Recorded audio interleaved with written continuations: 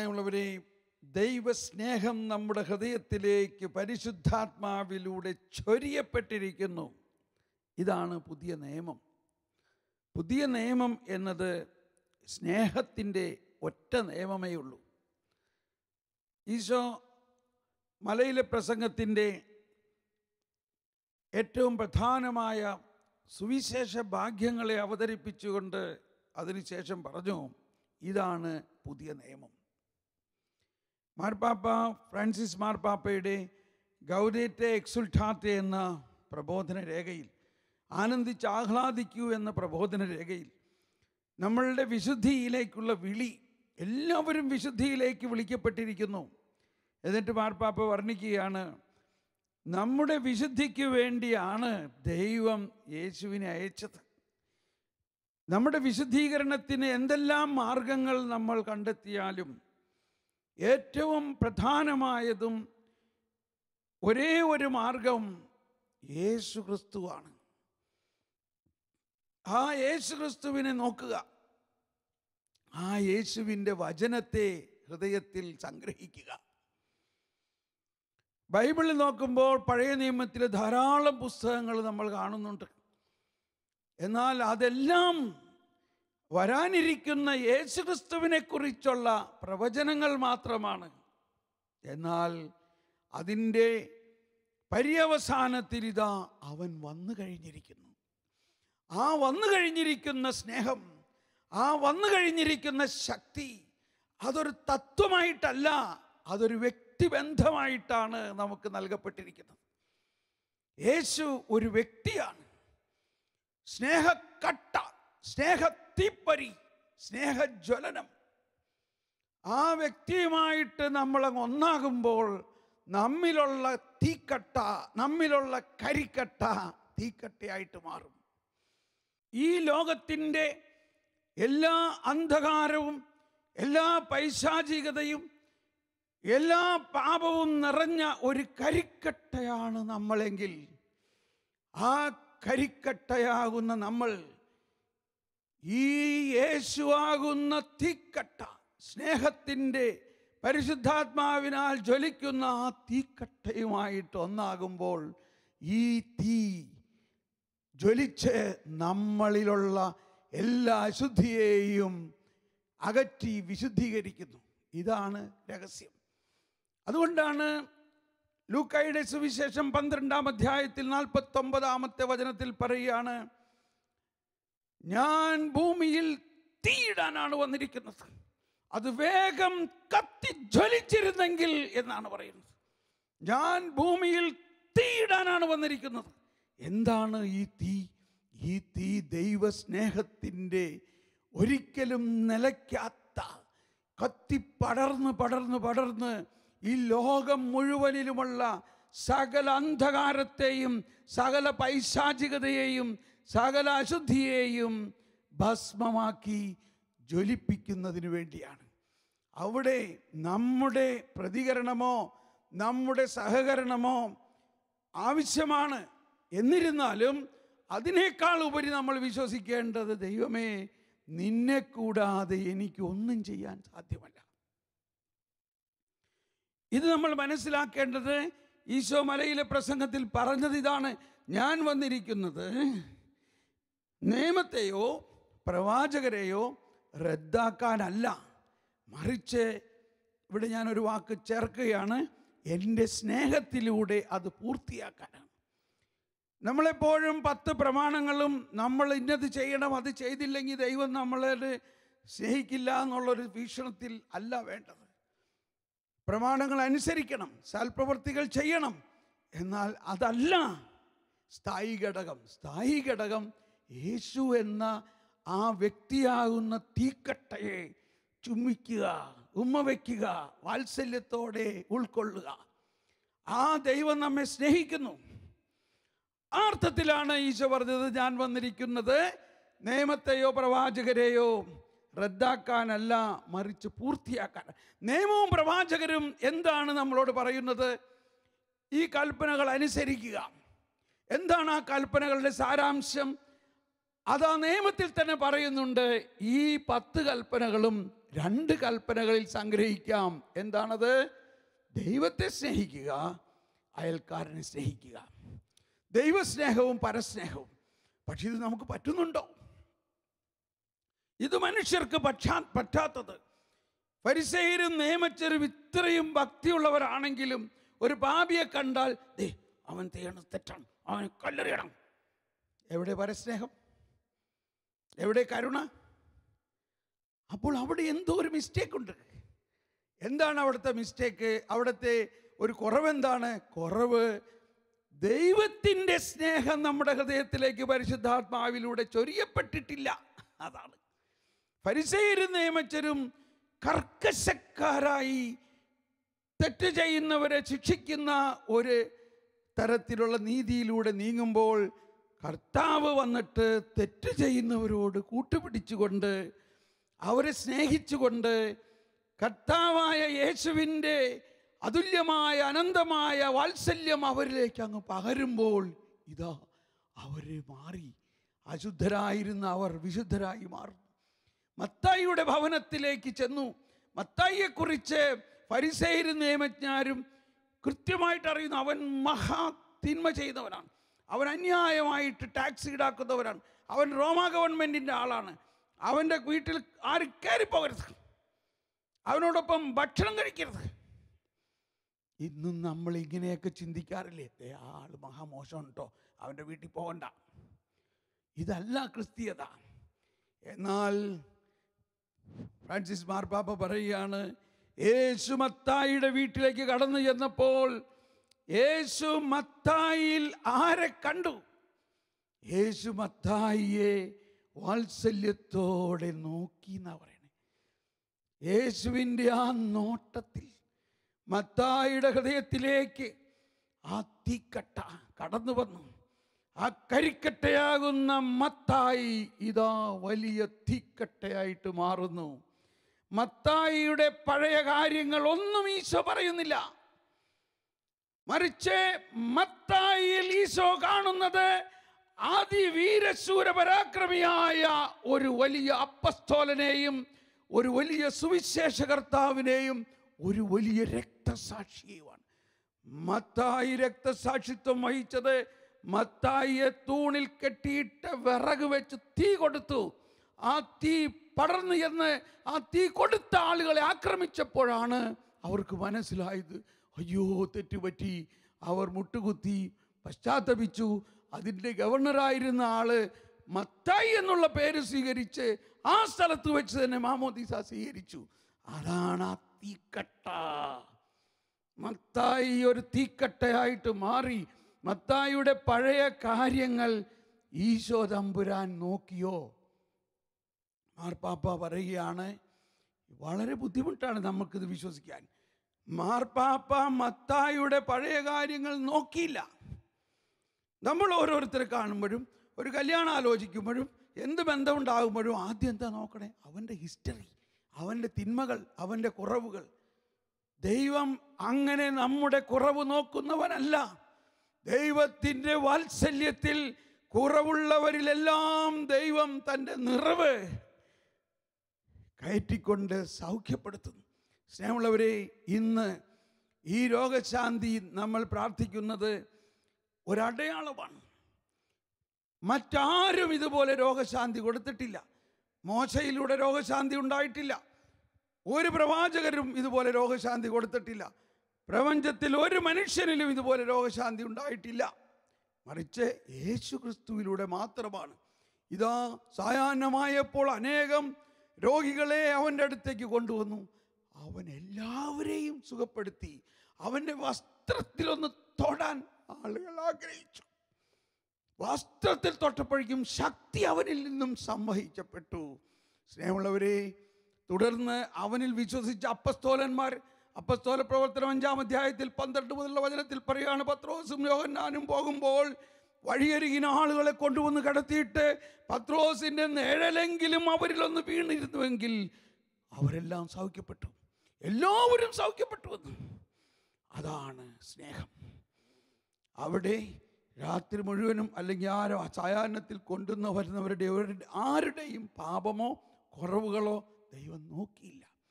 പക്ഷെ നമ്മൾ വിശ്വസിക്കണം. ദൈവത്തിൽ വിശ്വസിക്കുമ്പോൾ, യേശുവിൽ വിശ്വസിക്കുമ്പോൾ, യേശു നമ്മുടെ പാപങ്ങൾക്ക് പരിഹാരം ചെയ്ത് കഴിഞ്ഞിരിക്കുന്നു. മേലിൽ പാപം ചെയ്യാതിരിക്കാനുള്ള കൃപയും നമുക്ക് ലഭിച്ചു കഴിഞ്ഞിരിക്കുന്നു. അതിൻ്റെ ഒരു പൂർണ്ണ അനുഭവമാണ് ഈ രോഗശാന്തി. വരുവിൻ, നമുക്ക് ഈ രോഗശാന്തി ശുശ്രൂഷയിലേക്ക് പ്രവേശിക്കുമ്പോൾ ഈശോയുടെ ഈ വാത്സല്യത്തിൻ്റെ അനുഭവമാണ് രോഗശാന്തി. മറ്റാരിലൂടെയും രക്ഷയില്ല. ആകാശത്തിന് കീഴിൽ മനുഷ്യരുടെ രക്ഷയ്ക്കായി വേറൊരു നാമവും നൽകപ്പെട്ടിട്ടില്ല, യേശു നാമമല്ലാതെ. ഇത് വിശ്വസിക്കുമ്പോൾ താനേ രോഗശാന്തി ഉണ്ടാകുന്നു. അതാണ് ഈശോ പറഞ്ഞത്, അവർ ലോകമെല്ലാം പോയി സുവിശേഷം പ്രഘോഷിക്കുകയും അവൻ അടയാളങ്ങളിലൂടെ അത് സ്ഥിരീകരിക്കുകയും ചെയ്തു. നമുക്ക് ഇനി തുടർന്നുള്ള ദിവ്യ കാരുണ്യാരാധനയിൽ ഈശോയുടെ ഈ അനന്ത സ്നേഹത്തിൻ്റെ അനുഭവമായി രോഗശാന്തിക്ക് വേണ്ടി പ്രാർത്ഥിക്കുകയും തീർച്ചയായിട്ടും ആ സ്നേഹം നമ്മളിലേക്ക് ഒഴുകി നമ്മളെ സൗഖ്യപ്പെടുത്തുകയും ചെയ്യും. എല്ലാവരെയും സൗഖ്യപ്പെടുത്തുകയും ചെയ്യും. വിശ്വസിക്കുക. Praise the Lord.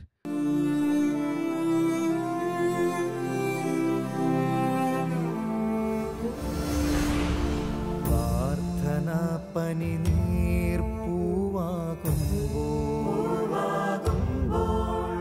പ്രതീക്ഷ പകരും സൗരഭ്യം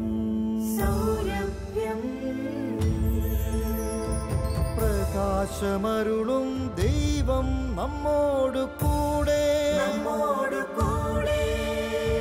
പ്രശാന്തി നിറയും ഹൃദയത്തിൽ ദൈവം നമ്മോട് കൂടെ. നമ്മോടൊപ്പം ദൈവം ജീവിത നിർവൃത്തി നൽകും നിമിഷങ്ങൾ. നന്മയിലേക്കു കുതിക്കും നമ്മൾ, തിന്മ മരിക്കും കൺമുൻപിൽ. ദൈവം നമ്മോട് കൂടെ. കാലം മാറും, ലോകം മാറും, കാരുണ്യം കൃപ പകരുമ്പോൾ മാധ്യസ്ഥ്യത്തിൻ സമയം ദൈവം മാനസതാരിൽ വാണിടും. ദൈവം നമ്മോട് കൂടെ. ദൈവം നമ്മോട് കൂടെ. ദൈവം നമ്മോട് കൂടെ.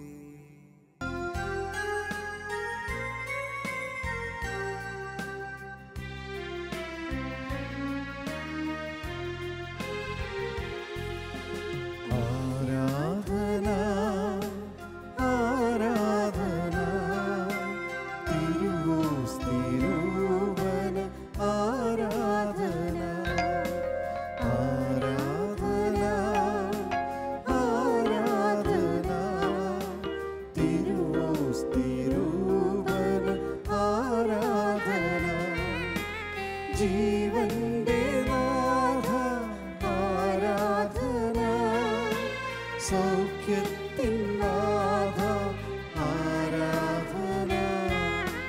ജീവന്റെ നാഥ ആരാധന, സൗഖ്യത്തിൻ നാഥ ആരാധന. ആരാധന ആരാധന. ഈശോ ഇതാ നമ്മുടെ മധ്യത്തിൽ, ദൈവപുത്രൻ ഇതാ നമ്മുടെ മധ്യത്തിൽ, സ്നേഹത്തിൻ്റെ തീക്കനൽ നമ്മുടെ മധ്യത്തിൽ. ഈശോ നമ്മളെ സ്നേഹിച്ചുകൊണ്ട് സ്നേഹത്തിൻ്റെ പുതിയ കൽപ്പന നൽകിക്കൊണ്ട്, സ്നേഹത്തിൻ്റെ പുതിയ കൽപ്പനയിലൂടെ ആദ്യം ഈശോ ദൈവസ്നേഹത്തിൻ്റെ ആ തീക്കട്ട് നമ്മളിലേക്ക് പകർന്നുകൊണ്ട് നമ്മൾ ഓരോരുത്തരുമാകുന്ന കരിക്കട്ടയെ ശുദ്ധീകരിച്ച്, ജ്വലിപ്പിച്ച്, നീതീകരിച്ച്, വിശുദ്ധീകരിച്ച്, മഹത്വീകരിച്ച് നമ്മളെ ഈശോയെ പോലെ ആക്കി മാറ്റിക്കൊണ്ട് നമ്മളിൽ നിന്ന് ഈശോ ആഗ്രഹിക്കുന്ന ഇതാണ്, ഞാൻ നിങ്ങളെ സ്നേഹിച്ച പോലെ നിങ്ങളും സ്നേഹിക്കുക. സ്നേഹമുള്ളവരെ, ഇതാ ആ ഈശോയുടെ സ്നേഹത്തിൽ നമ്മളാകുന്ന കരിക്കട്ടകൾ തീക്കട്ടയാക്കിക്കൊണ്ട് ഞാൻ ഭൂമിയിൽ തീയിടാനാണ് വന്നിരിക്കുന്നത്. അത് വേഗം കത്തിജ്വലിച്ചിരുന്നെങ്കിൽ എന്ന് ഈശോ പറഞ്ഞത് ഓർക്കുക. അത് കത്തിജ്വലിക്കുന്നതിന് നമ്മൾ ഓരോരുത്തരും കത്തിജ്വലിച്ച് നമ്മളിൽ നിന്നും ആ സ്നേഹം നമ്മുടെ കുടുംബത്തിൽ, നമ്മുടെ ജീവിത പങ്കാളിയിലേക്ക്, നമ്മുടെ മാതാപിതാക്കളിലേക്ക്, നമ്മുടെ മക്കളിലേക്ക്, നമ്മുടെ അയൽക്കാരിലേക്ക് ഇത് പടരട്ടെ. നമുക്കതിനു വേണ്ടി സ്തുതിക്കാം. ഈശോയെ ഞങ്ങൾ നന്ദി പറയുന്നു. കർത്താവേ, ഒരിക്കൽ കൂടി ഹല്ലേലൂയ, ഹല്ലേലൂയ. യേശുവേ, ഞങ്ങളങ്ങേ സ്തുതിക്കുന്നു. ഞങ്ങളെ ആ സ്നേഹം കൊണ്ട് നിറയ്ക്കണമേ, ഞങ്ങളെ ആ സ്നേഹം കൊണ്ട് നിറയ്ക്കണമേ, ഞങ്ങളിലേക്ക് ആ സ്നേഹം നിറയ്ക്കണമേ. ഞങ്ങളുടെ എല്ലാ രോഗങ്ങളും ആദികളും വ്യാധികളും എല്ലാം ഞങ്ങൾ സമർപ്പിക്കുന്നു. ഞങ്ങളുടെ എല്ലാ രോഗങ്ങളും, ഞങ്ങളുടെ കഷ്ടതകൾ, ഞങ്ങളുടെ ബുദ്ധിമുട്ടുകൾ, ഞങ്ങളുടെ കുടുംബ പ്രശ്നങ്ങൾ, ഞങ്ങളുടെ കുടുംബത്തിലുള്ള പിരിമുറുക്കങ്ങൾ, ഞങ്ങളുടെ കുടുംബത്തിലുള്ള എല്ലാ പ്രശ്നങ്ങളും കർത്താവേ അങ്ങേക്കറിയാമല്ലോ. ഞങ്ങളുടെ കുടുംബ പ്രശ്നങ്ങൾ അങ്ങേക്കറിയാമല്ലോ. ഖാനായിലെ കല്യാണത്തിന് പച്ചവെള്ളത്തെ പുതുവീഞ്ഞാക്കി മാറ്റിയ പോലെ ഞങ്ങളുടെ കുടുംബത്തിൽ ഓരോ മക്കളെയും ഞങ്ങളുടെ അഹങ്കാരത്തിന്റെയും, ഞങ്ങളുടെ അസൂയയുടെയും, ഞങ്ങളുടെ വാശി വൈരാഗ്യങ്ങളുടെയും പച്ചവെള്ളത്തെ ദൈവ സ്നേഹത്തിന്റെ വീര്യമുള്ള പുതുവീഞ്ഞാക്കി മാറ്റണമേ. ഞങ്ങളിൽ നിരവധി പേർക്ക് മാറാ രോഗങ്ങളാണ്, വലിയ രോഗബാധകൾ ഉണ്ടെങ്കിലും ഞങ്ങൾ വിശ്വസിക്കുന്നു, അങ്ങയെ ആരാധിക്കുന്നു. ഈ നിമിഷത്തിൽ അങ്ങയുടെ അത്ഭുത ശക്തി, അങ്ങയുടെ സ്നേഹത്തിലൂടെ ഞങ്ങളെ സന്ദർശിച്ചുകൊണ്ട് നന്ദി. ഇപ്പോൾ ഇതാ രോഗശാന്തിക്കായിട്ട് പ്രാർത്ഥിക്കുകയാണ് കർത്താവേ. ലോകമെമ്പാടും ഇത് കണ്ടുകൊണ്ടിരിക്കുന്ന ഓരോ മക്കളിലുമുള്ള എല്ലാ രോഗങ്ങളും സൗഖ്യമാക്കണമേ. അങ്ങ് ഞങ്ങളെ രക്ഷിക്കുക മാത്രമല്ല, അങ്ങ് ഞങ്ങളെ പുതിയ സൃഷ്ടിയാക്കി മാറ്റുന്നു. അങ്ങ് സൃഷ്ടാവാണ്. ഉണ്ടാകട്ടെ എന്ന് പറഞ്ഞപ്പോൾ ഉണ്ടായി എന്ന പോലെ തന്നെ ഇപ്പോൾ സൗഖ്യമാകട്ടെ എന്ന് പറയുമ്പോൾ, ലാസറേ പുറത്തു വരിക എന്ന് പറയുമ്പോൾ അത് സംഭവിക്കുന്നു. രോഗശാന്തി, രോഗശാന്തി. എല്ലാ രോഗങ്ങളും ഹൃദയ രോഗം മാറുന്നു. ഹൃദയ രോഗികളെ സൗഖ്യപ്പെടുത്തുന്നു. ക്യാൻസർ രോഗികളെ സൗഖ്യപ്പെടുത്തുന്നു. ലിവർ സംബന്ധമായ രോഗമുള്ളവരെ സൗഖ്യപ്പെടുത്തുന്നു. ശക്തമായ തലവേദന ഉള്ളവരെ സൗഖ്യപ്പെടുത്തുന്നു. മുട്ടിന്റെ മടക്കാൻ സാധിക്കാത്തവർക്ക്, മുട്ടുകുത്താൻ സാധിക്കാത്തവരെ കർത്താവ് സൗഖ്യപ്പെടുത്തുന്നു. കർത്താവേ, ശക്തമായ പുറം വേദന, എളിവേദന സൗഖ്യപ്പെടുത്തുന്നു. കർത്താവേ, അങ്ങയുടെ സ്നേഹം ക്ഷമിക്കാനുള്ള കൃപ തരുന്നു. കർത്താവേ, ഞങ്ങൾ ക്ഷമിക്കുന്നു. അങ്ങയുടെ സ്നേഹത്തിലൂടെ മാത്രമേ നമുക്ക് ക്ഷമിക്കാൻ സാധിക്കുകയുള്ളൂ. അങ്ങയുടെ സ്നേഹത്തിലൂടെ മാത്രമേ ഞങ്ങൾക്ക് ക്ഷമിക്കാൻ സാധിക്കുകയുള്ളൂ. നമുക്ക് ആരാധിക്കാം, നമുക്ക് നന്ദിയോടെ ആരാധിക്കാം. നമ്മുടെ കുടുംബങ്ങളിലും, നമ്മുടെ ജീവിതത്തിലും, നമ്മുടെ സമൂഹത്തിലും ദൈവത്തിന്റെ സ്നേഹം പ്രസരിക്കുന്നതിന് നമുക്ക് പ്രാർത്ഥിക്കാം. മധ്യസ്ഥ പ്രാർത്ഥനയിലൂടെ ലോകമെമ്പാടുമുള്ള എല്ലാ കുടുംബങ്ങളിലും, പ്രത്യേകിച്ച് പുതിയ നവദമ്പതിമാരുടെ ജീവിതത്തിലും, പ്രത്യേകിച്ച് മക്കളില്ലാത്തവർക്കും, പ്രത്യേകിച്ച് ദാമ്പത്യ ജീവിതത്തിന്റെ വരണ്ട അവസ്ഥയിലും, ഭാര്യാഭർത്തൃ ബന്ധത്തിൽ പ്രയാസങ്ങളുള്ളവരും അതിന്റെ ആനന്ദം നുകരാൻ സാധിക്കാത്തവരിലേക്കും ഈശോയെ അങ്ങയുടെ സ്നേഹം ഒഴുകട്ടെ എന്ന് നമുക്ക് പ്രാർത്ഥിക്കാം. അങ്ങയുടെ സ്നേഹം ഒഴുകട്ടെ കുടുംബങ്ങളിൽ. ഹല്ലേലൂയ, ഹല്ലേലൂയ, ഹല്ലേലൂയ, ഹല്ലേലൂയ, ഹല്ലേലൂയ, ഹല്ലേലൂയ, ഹല്ലേലൂയ, ഹല്ലേലൂയ. ഓ യേശുവേ, സൗഖ്യം നൽകണമേ. കുടുംബ ബന്ധങ്ങളിൽ സൗഖ്യം നൽകണമേ. ഞങ്ങളെ രൂപാന്തരീകരിക്കണമേ. ഞങ്ങളിലുള്ള അഹങ്കാരം അകറ്റണമേ. ഞങ്ങളിലുള്ള അസൂയ അകറ്റണമേ. സ്നേഹമെല്ലാം സഹിക്കുന്നു, സ്നേഹമെല്ലാം ക്ഷമിക്കുന്നു. സ്നേഹമില്ലെങ്കിൽ ഒന്നുമില്ല. നമുക്ക് എന്തെല്ലാം ഉണ്ടായാലും സ്നേഹമില്ലെങ്കിൽ ഒന്നുമില്ല. ഓ ഈശോയെ, പരിശുദ്ധാത്മാവേ, ആ സ്നേഹമെല്ലാം സഹിക്കുന്നു, സ്നേഹമെല്ലാം ക്ഷമിക്കുന്നു, സ്നേഹമെല്ലാത്തിനെയും അതിജീവിക്കുന്നു. വരുവിൻ, ഒരിക്കൽ കൂടി നമുക്ക് ഈശോയെ ആരാധിച്ചുകൊണ്ട്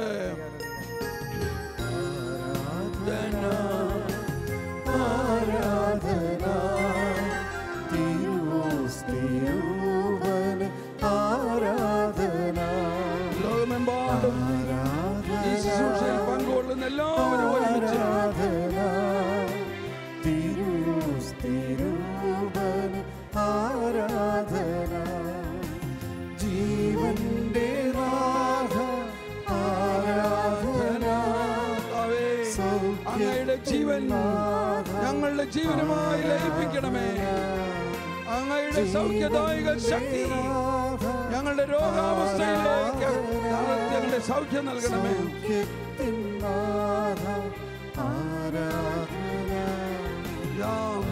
എല്ലാ രോഗങ്ങളും അവൻ സൗഖ്യപ്പെടുത്തി. അവന്റെ അടുത്ത് വന്നവരാരെയും വെറും കൈയോടെ പറഞ്ഞു വിട്ടിട്ടില്ല. എല്ലാ രോഗങ്ങളും സൗഖ്യപ്പെടുത്തി. എല്ലാ രോഗങ്ങളും സൗഖ്യപ്പെടുത്തുന്ന അത്ഭുത ശക്തിയാണ്. യേശുവിന് മാത്രമേ ഇത് സാധ്യമുള്ളൂ. യേശുവിലൂടെ മാത്രമേ ഈ സൗഖ്യമുള്ളൂ. യേശുവിലൂടെ മാത്രമേ ഈ രക്ഷയുള്ളൂ. ആകാശത്തിന് കീഴേ മറ്റൊരു നാമത്തിലും യേശു നാമത്തിലൂടെ അല്ലാതെ മറ്റൊരു നാമത്തിലൂടെയും രക്ഷയില്ല, സൗഖ്യമില്ല. എല്ലാ ജാതി മതസ്ഥരെയും അങ്ങയുടെ വാത്സല്യത്തിന്റെ തലോടൽ ഇപ്പോൾ നൽകണമേ. അങ്ങയുടെ ആശീർവാദം, അങ്ങയുടെ വാത്സല്യത്തിന്റെ തലോടൽ നൽകണമേ. അങ്ങയുടെ അനുഗ്രഹം, അങ്ങയുടെ കടാക്ഷം നൽകണമേ.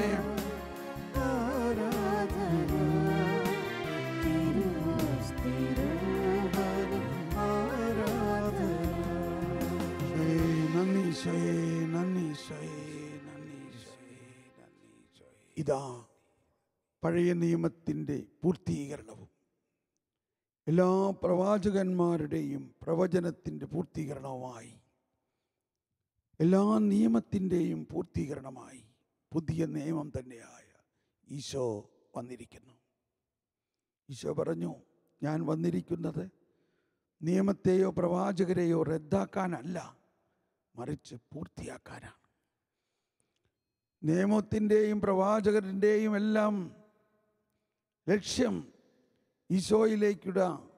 ഈശോയിലൂടെയുള്ള സ്നേഹത്തിലൂടെ മനുഷ്യവംശം മുഴുവനും ഒരു പുതിയ ജനമാകണം, ദൈവജനമാകണം, സ്നേഹജനമാകണം എന്നുള്ളതാണ്. സ്നേഹമുള്ളവരെ, ആ ഈശോയുടെ വരവിലൂടെ മാത്രമേ നമുക്ക് 10 പ്രമാണങ്ങൾ പൂർത്തിയാക്കാൻ സാധിക്കുകയുള്ളൂ. നമ്മുടെ ശക്തി കൊണ്ട് ഇത് സാധ്യമല്ല. 10 പ്രമാണങ്ങളുടെയും സാരാംശം ഇതാണ്: ദൈവത്തെ സ്നേഹിക്കുക, മനുഷ്യരെ സ്നേഹിക്കുക. അതാണ് ഈശോ പറഞ്ഞത്.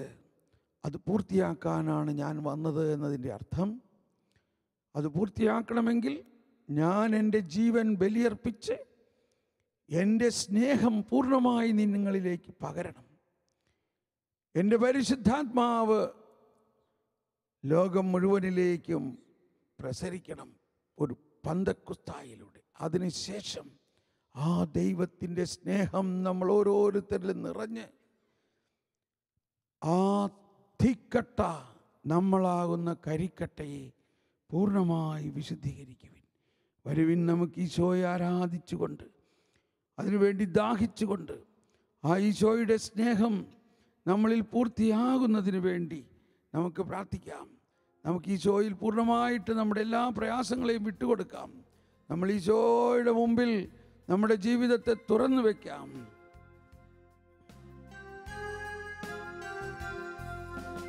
ആരാധന ആരാധന തിരുവോസ്തിരൂപന് ആരാധന. നമ്മുടെ ജീവിതത്തിൻ്റെ എല്ലാ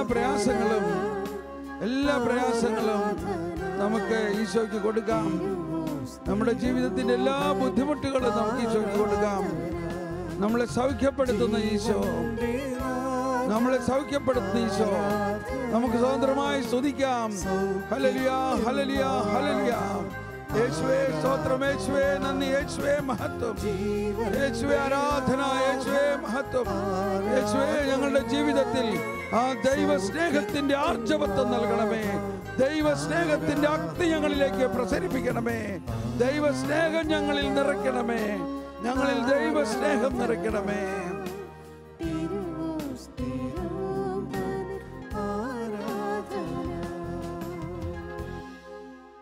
നമുക്ക് സമാപന ആശീർവാദത്തിനായി ഒരുങ്ങാം.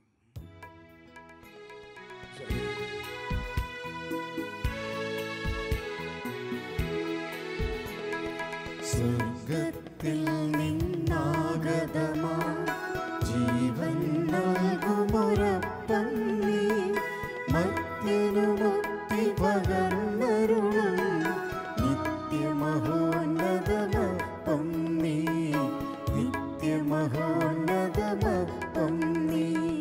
മാനവരേ മോദമോടെ നാഥനെ വാഴ്ത്തി പാടിടുവിൻ. ദൈവത്തിൻ പരിപാവനമാ സന്നിധി ചേർന്നു വണങ്ങിടുവിൻ, സന്നിധി ചേർന്നു വണങ്ങിടുവിൻ. സ്വർഗത്തിൽ നിന്നാഗതമാ ജീവൻ നൽകുമൊരപ്പം നീ, മർത്യനു മുക്തി പകർന്നരുളും നിത്യമഹോന്നതമപ്പം നീ, നിത്യമഹോന്നതമപ്പം നീ. പരിശുദ്ധ ശരീരത്താലും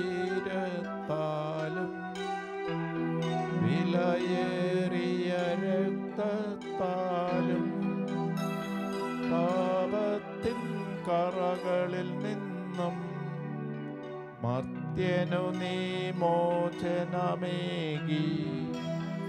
സകലേശാദിവ്യകടാക്ഷം തൂകണമേ വത്സലസുതരിൽ, നിർമ്മലരായി ജീവിച്ചിടുവാൻ ചിന്തണമേ ദിവ്യവരങ്ങൾ.